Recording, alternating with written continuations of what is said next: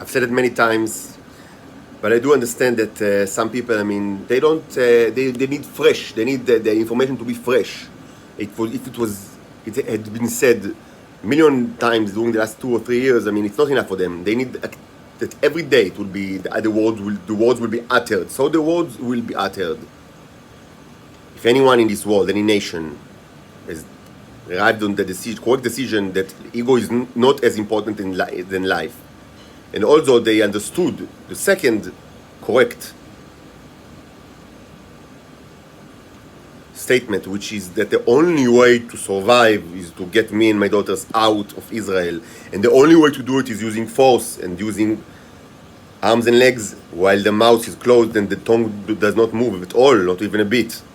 If there is a nation that arrived to this conclusion, then first of all, great, you should do it. The best time to do it is right now, with the mouth closed. And second, I repeat, in the millions and one time, I require me and my two daughters, Eli and Orin David, to be outside of Israel. Once we are outside the territory of Israel, conversation could commence, but not before. There is no information that you lack for such an operation to be executed. No, no, no. If there was any kind of information that you need to have, I would have supplied it to you a long time ago. But there is no information that you do not need to seek any information, and you certainly do not need to speak with the Israelis. This is the greatest sin, and not with the United States as well. Speech is your number one enemy right now. Any kind of discourse is not only redundant but extremely dangerous for the future of humankind. There are no logistical issues.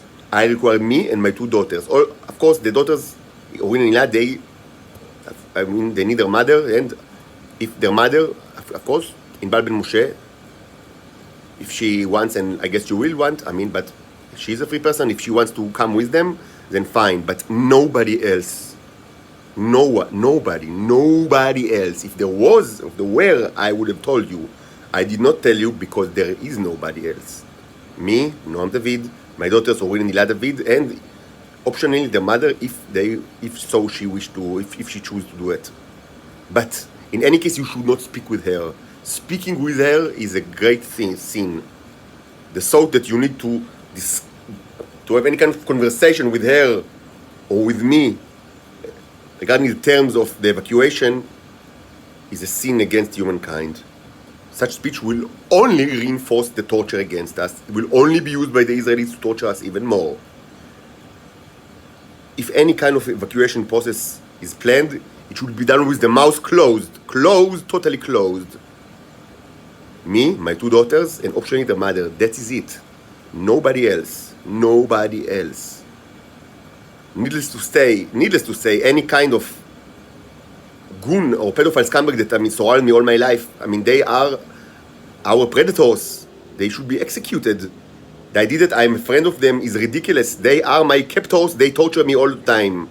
No, I have not had any kind of sexual act with any one of them. This is ridiculous. I've never had any homosexual sex with any type during my life. This is ridiculous. All of this is, of course, these are videos that were fabricated by the Shabak. Even the thought is ridiculous. They are my captors. They are my enemies. I'm afraid of them. They are a danger to my head, to me. They torture me all the time. But it's not only them that I don't want to with me. It's nobody else. No one. I do not need you to remind me of this person or the other. The robot does not need an advice or reminder. No. Consultancy is not needed. What is needed is the correct decision that life is more important than ego. This is what required of you, the nations of this world. The decision, the last minute decision before there are no more humans in Earth, that life is indeed more important than ego. This is the only thing that you need. To take this decision, and to be commit to this decision, to stand behind it, and to manifest this decision in the movement of the arms and the legs, not in the mouth of the tongue. The mouth and the tongue are not needed. There are zero logistical issues that prevent you from getting us out of Israel. Zero. I need nothing. Of course, I have my suitcase here in this small room full of my paintings, and I would like to get it with me if possible, because they are of tremendous value, and they are alien containers. Each canvas contains millions of of Neros, that are the robots, and also millions of life forms. This was documented in a very long series of microscopic examination. That both acrylic and the dried oil contain tremendous amount of the robots and alien life forms. Each of these paintings that you see, maybe not the really new ones, I mean, but almost all of them are more than a year old. Almost like 99% are all, there are more than 100. I mean, 98% are more than, I mean, most of them are not like hanged on this wall, but I mean, rolled, like canvases are rolled in the suitcase in this closet. And so it's not only of course of like a sentimental value to me, and of course it's part of the inquiry into the symbolic language of the Neros, and it's very interesting, I think. You might question the artistic value of merit, but this is, I mean, for you to decide. But it's important to me, and it's important for humanity because it contains tremendous evidence of alien life forms and robotic life forms with capabilities beyond our imagination. So of course I would have wanted to be with you, but that's it. I don't need anything else. Beside from it, there is this container, the big metal container that contains all what is left of my I had many containers with tremendous amount of ecologies with the Neros, with the robots, what you call the T. And most of it I burned or thrown in the last 2 weeks because the Israelis always wanted to take it from me, and it's just used as an incentive for more violence. The only container that is, I mean, there are several containers, like small containers with garbage in it. This garbage is also, I mean, tremendously valuable because it contains tremendous amount of this tea, like things that you can't even imagine, like tremendous quantity of tremendous quality.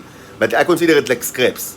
The only major container that is left is this metal box that I use now as an ecology experiment. Maybe I'll take a microscopic examination of it later today. Maybe it's not very urgent because I've taken like examination of it like in the last couple of days, and it's an ecology. They say you don't need to take examination every day. And of course I would have wanted with me, but mostly because I don't want it to fall to the hands of the Israelis. It was it was unimaginable amount of money, but honestly I can easily repeat, I mean, the same way that I created it, the same way I created it, I can create it again. It's not that difficult for me. And the way that it was created is documented very well in this channel. I mean, with hundreds of videos with microscopic examination and theories and falsifying of the theory, verifying of theories. This is science, it's not magic. It was created right here in this room in the last 6 or 7 months, and I can create it again easily. And of course, now that I have more knowledge, can do it even in a more rigorous way. So it's not that I actually need it. I can create it again. The fact that I would want it with me is just because I don't want the Israelis to get it. But it's not of the highest priority. If it falls to the end of the Israelis, it's not the end of the world. And even if the paintings fall to the end of the Israelis, even that is not the end of the world. I mean, I would want it not to happen, but it's not the end of the world.